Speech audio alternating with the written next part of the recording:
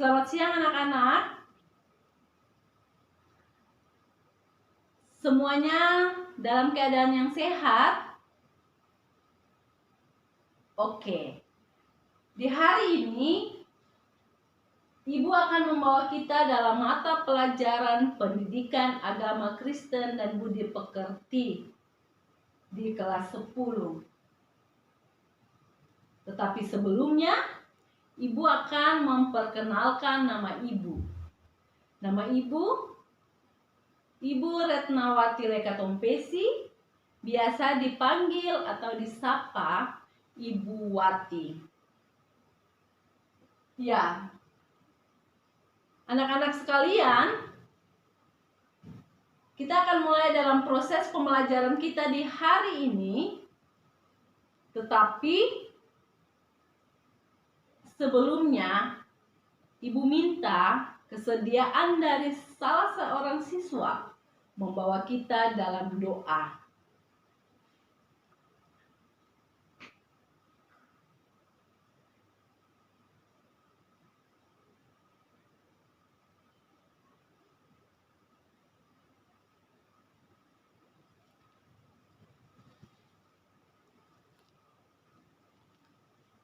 Iya, terima kasih ya. Sebelum Ibu lanjut, Ibu minta supaya semua siswa yang masih duduk di belakang tolong penuhi kursi yang masih kosong di depan. Ya, ayo.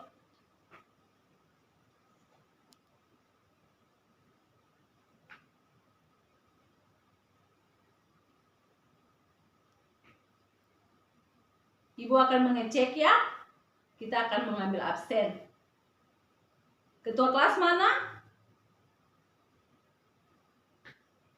Selesai proses pembelajaran kita di hari ini, Ibu minta ketua kelas masukkan nama-nama siswa kepada Ibu.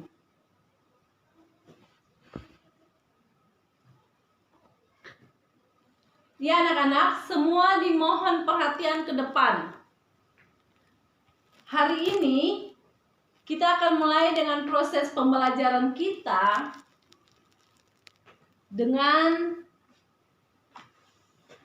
materi pokok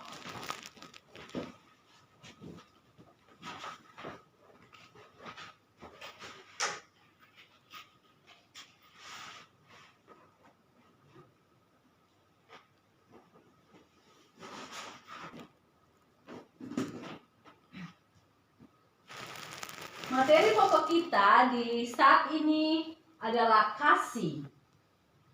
Dengan kompetensi dasar memahami makna nilai-nilai Kristiani, kasih dalam kehidupan sosial. Dari kompetensi dasar kita akan menjawab 5 indikator. Yang pertama, mendefinisikan pengertian kasih. Yang kedua, mengemukakan bentuk kasih, bentuk khas dari kasih. Yang ketiga, menjelaskan alasan orang Kristen mengasihi orang lain. Dan yang keempat, mengidentifikasi cara Tuhan Yesus mewujudkan nilai kasih. Dan yang kelima, mewujudkan cara meneladani Tuhan Yesus dalam mewujudkan nilai kasih dalam kehidupan bermasyarakat.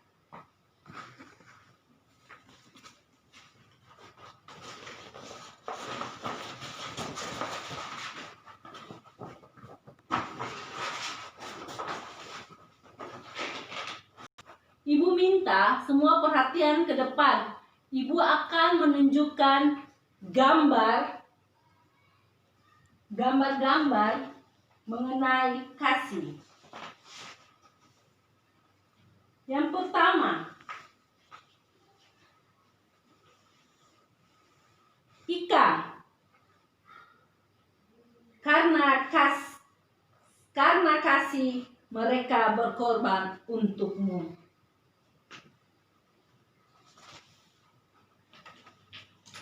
Yang kedua, coba lihat ke depan, Putri. Karena kasih Mother Teresa mengorbankan hidupnya bagi mereka yang membutuhkan. Semua sudah lihat? Oke. Yang berikut, kasih tidak sekedar memberikan materi.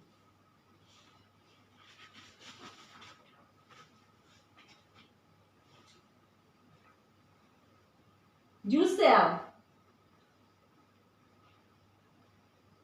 iya, dapatkah Anda mengasihinya walaupun ia memusuhimu? Dan yang terakhir, semua dia lakukan karena kasih. Iya. Anak-anak sekalian, dalam Kamus Besar Bahasa Indonesia, kasih berarti perasaan cinta, bahkan suka kepada seseorang. Dalam bahasa Ibrani yang artinya ahev. Ahev artinya dorongan yang dirasakan oleh dua orang insan berbeda kelamin yang tidak ada hubungan dengan hubungan seksual. Itu dalam bahasa Ibrani.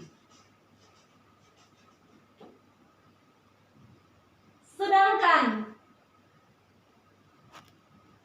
dalam Alkitab kita lihat Yohanes 15 ayat 13. Ibu minta salah seorang membacanya. Yohanes 15 ayat yang ke-13.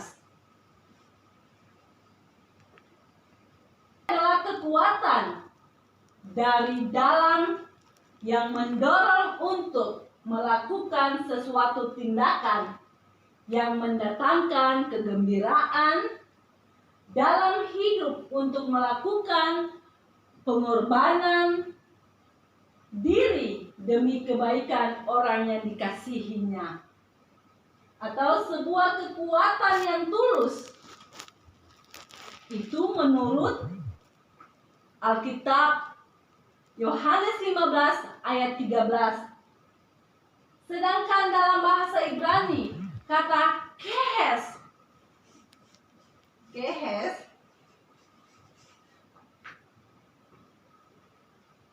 digunakan untuk menerjemahkan cinta kasih sebagai salah satu dari kebajikan yang paling utama.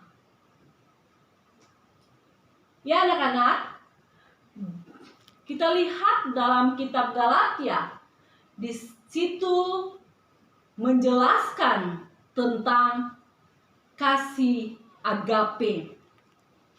Ibu mau tanya dulu, siapa yang di antara kalian yang dapat menyebutkan buat ibu 4 kasih yang digunakan oleh Tuhan kepada kita?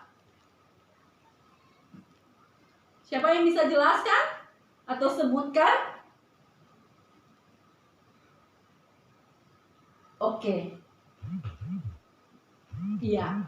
Kasih agape, kasih philia, storge, dan eros.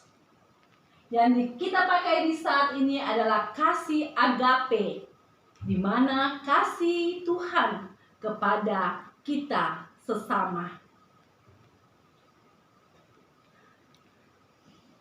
Bentuk khas dari kasih. Yang pertama, bentuk khas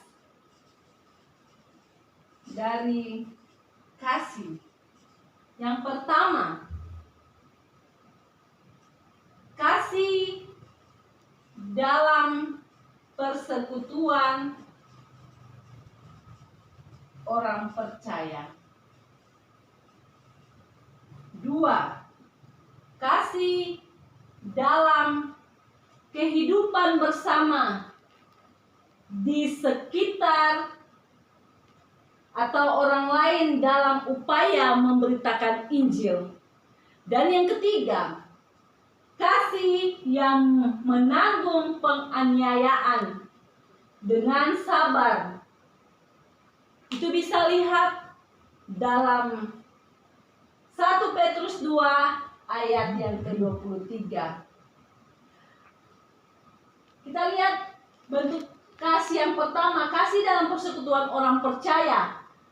Coba ibu minta salah seorang membacanya dari Yohanes 15 ayat 12. Yohanes 15 ayat 12.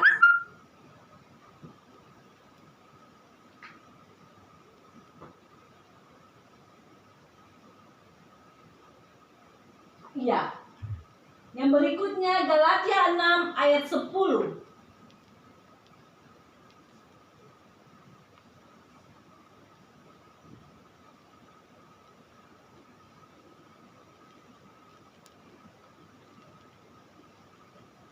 Iya. Jadi bentuk kasih ini adalah di mana kita sebagai orang atau persekutuan orang percaya, kita harus saling mengasihi. Kita diberikan kehidupan dari Tuhan. Bagaimana di dunia ini kita harus saling melengkapi satu sama yang lain. Begitu juga yang kedua, kasih dalam kehidupan bersama di sekitar orang lain dalam upaya memberitakan Injil. Kita bisa baca di Kisah Para Rasul 8, 1 ayat 8. Di situ menjelaskan bahwa adanya Roh Kudus yang menuntun kita untuk melakukan hal-hal yang baik. Dan yang berikut, kasih yang menanggung penganiayaan. Artinya, yaitu kita lihat dahulu kita sesat, tetapi sekarang kita akan kembali lagi dalam kehidupan yang baik. Ya, mengapa orang Kristen mengasihi orang lain? Mengapa orang Kristen mengasihi orang lain? Yang pertama, meneladani kasih Allah. Yang kedua, Kristus telah mati untuk semua orang. Dan yang ketiga, untuk mencerminkan Kristus dalam dirinya.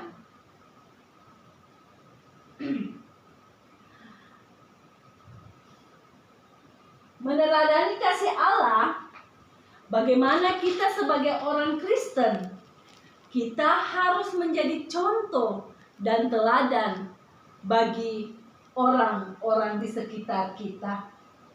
Itu bisa lihat dalam Matius 5 ayat 44 dan 45. Yang kedua, alasan yang kedua, mengapa orang Kristen mengasihi orang lain? Kristus mati untuk semua orang. Betul tidak? Tuhan Allah mati guna untuk menebus dosa-dosa kita. Roma 14 ayat 15. Yang berikut, untuk mencerminkan Kristus dalam dirinya. Matius 25 ayat 40. Kita sebagai orang Kristen, kita harus mencerminkan bahwa betul-betul kita orang yang percaya kepada Tuhan.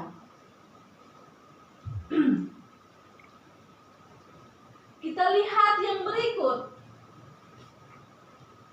cara Tuhan Yesus mewujudkan nilai kasih. Siapa di antara kalian yang dapat menyebutkan buat ibu cara Tuhan Yesus mewujudkan nilai kasih?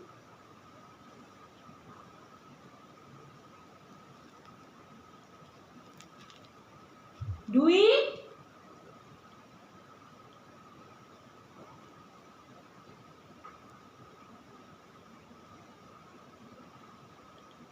Iya. Siapa lagi yang lain? Oke. Yang pertama, cara Tuhan Yesus mewujudkan nilai kasih, Ia mengorbankan anaknya yang tunggal supaya mengorbankan anaknya yang tunggal. Kita bisa lihat dalam Yohanes 3 ayat 16. Ibu minta salah seorang membacanya. Yohanes 3 ayat 16.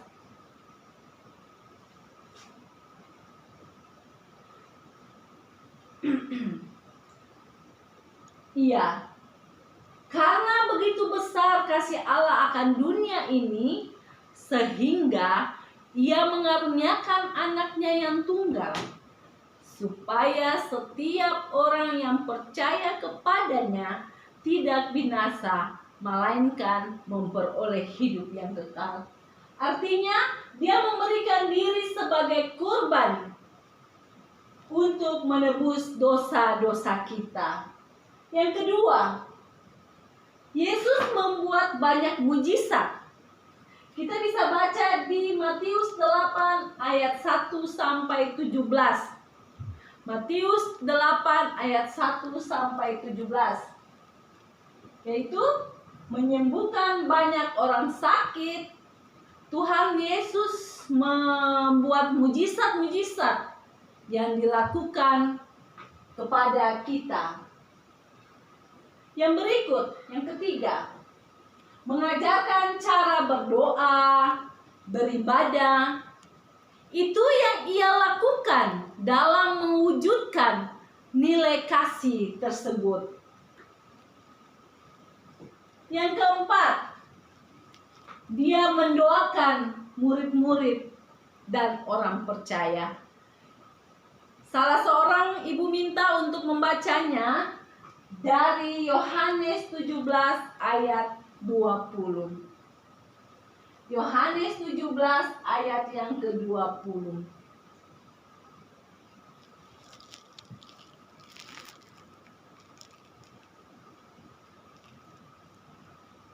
Iya. Dia mendoakan murid-murid dan orang percaya.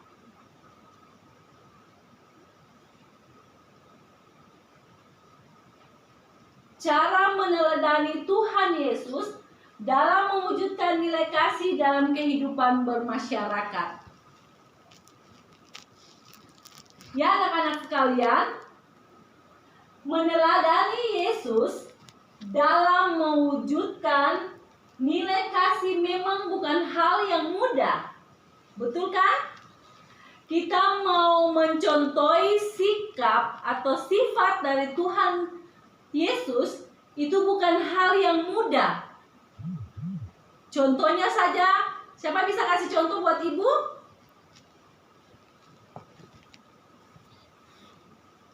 Iya. Salah satu contoh yaitu seperti teman kalian bilang, mau berdoa saja mesti dipaksa.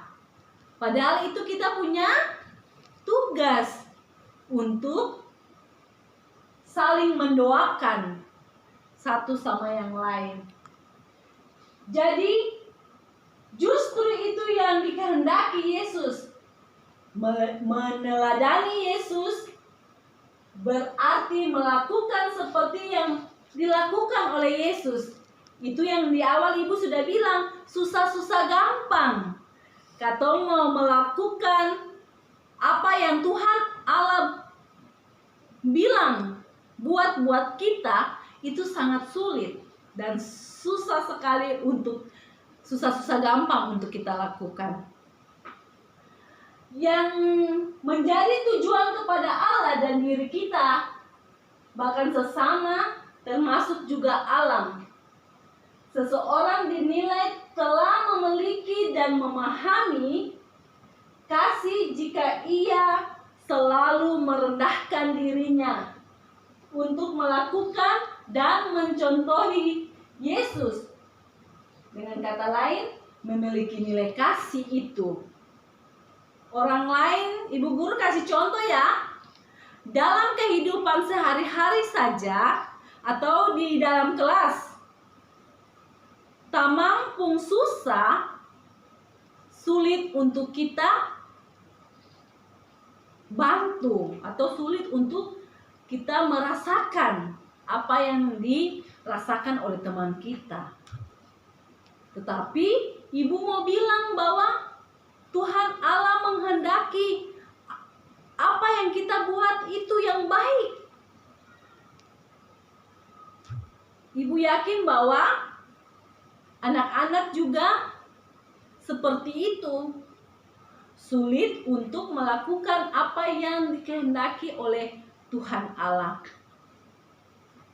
Dari penjelasan Ibu tadi, mulai dari pengertian kasih, mengemukakan bentuk khas dari kasih, menjelaskan alasan orang Kristen mengasihi orang lain, mengidentifikasi cara Tuhan Yesus mewujudkan nilai kasih, mewujudkan cara meneladani Tuhan Yesus dalam mewujudkan nilai kasih dalam kehidupan bermasyarakat. Ibu akan membagikan kalian dalam 5 kelompok. Hitung ya. 1, 2, 3, 4, 5. 1, 2, 3, 4, 5. 1 cari 1, 2 cari 2, dan seterusnya. Ibu akan membagikan kalian dalam kelompok.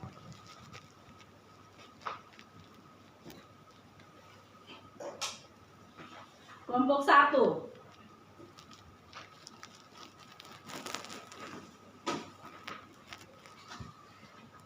Kelompok 2.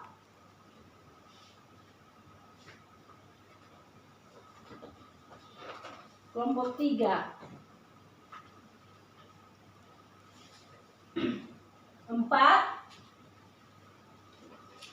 5. Waktu kerja Anda 5 menit. Kita akan mempresentasinya. Kita akan mempresentasi.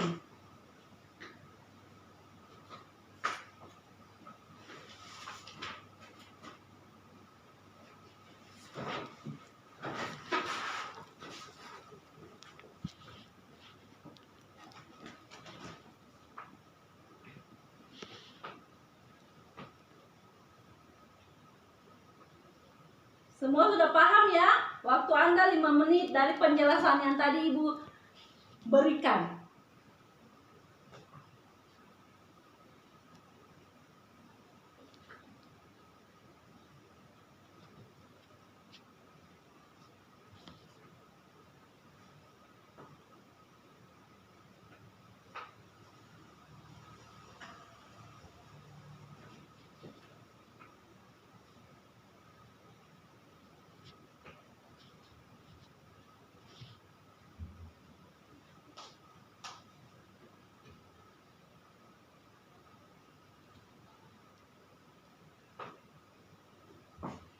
Ayo, dari penjelasan Ibu tadi dapat kalian berdiskusi.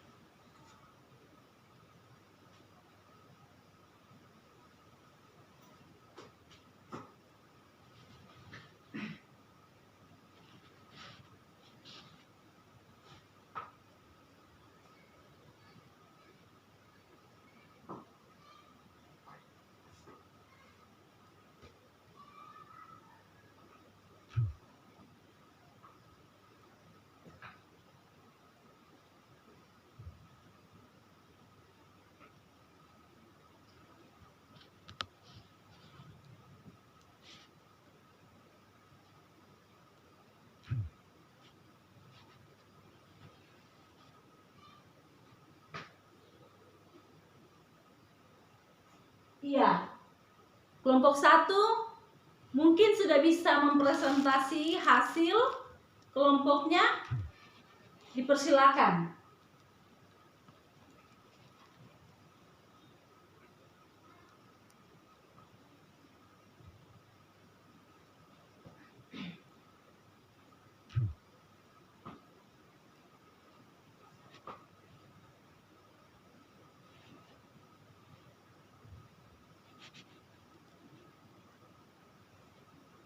Iya, berikan aplaus.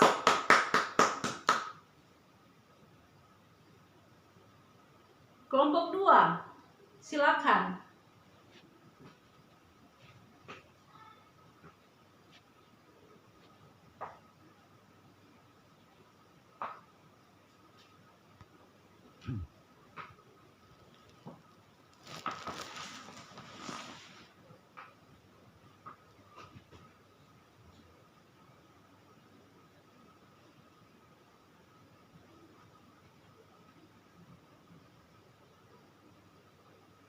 Iya. Berikan aplaus untuk kelompok 2. Kelompok 3.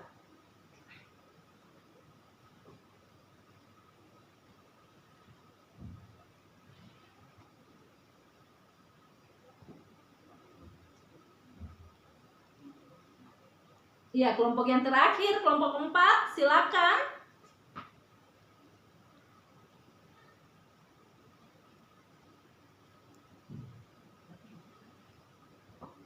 Iya. Semuanya diberikan aplaus untuk keempat kelompok. Ya anak-anak, dari pembahasan kalian tadi, kita akan menyimpulkan ya, kita akan memberikan kesimpulan bahwa dalam Kamus Besar Bahasa Indonesia, kasih itu berarti perasaan, cinta, kasih. Dilihat dari dalam bahasa Ibrani yang tadi ahev,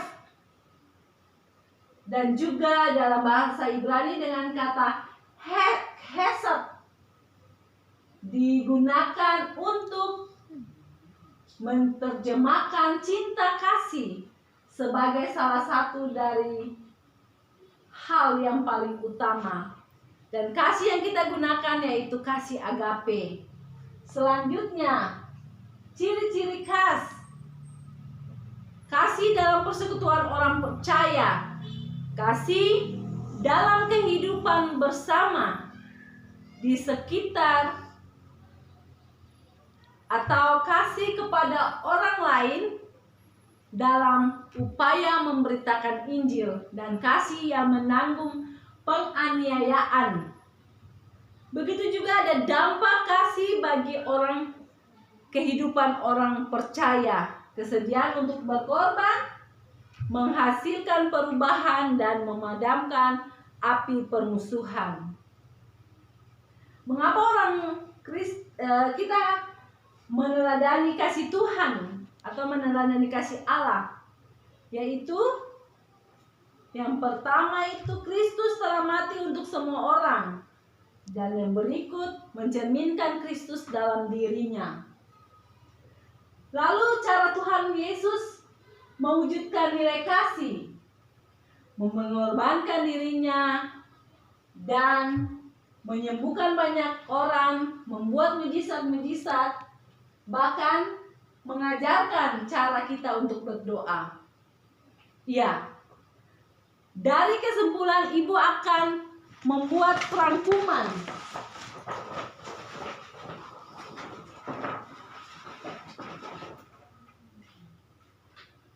Cinta kasih merupakan kekuatan yang sangat dahsyat. Karena itu tidak heran jika semua agama di dunia mengajarkan manusia untuk saling mencintai dan mengasihi. Sayangnya banyak orang tidak memahaminya, sehingga seringkali menerapkan penyelesaian masalah dengan cara kekerasan. Dalam pelajaran ini kita belajar bahwa cinta kasih, kesediaan berkorban, pengampunan justru bisa memadamkan api kebencian.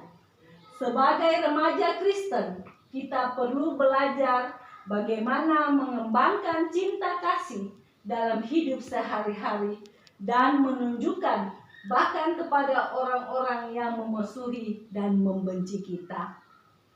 Ya, sampai di sini dari rangkuman yang Ibu berikan, Ibu akan memberikan kalian evaluasi. Tes ya? Masing-masing angkat kertas, kita akan tes. 5 menit kita akan tes. Mengevaluasi apakah dalam proses pembelajaran yang kita lakukan di hari ini kalian sudah pahami atau belum. Ya, oke. Ya anak-anak, semua sudah paham ya? Dari hasil evaluasi, Ibu yakin bahwa kalian sudah mengerti materi yang Ibu bawakan di hari ini. Kita akan menutupi kegiatan proses pembelajaran kita di siang hari ini. Ibu minta Ika berdoa di depan.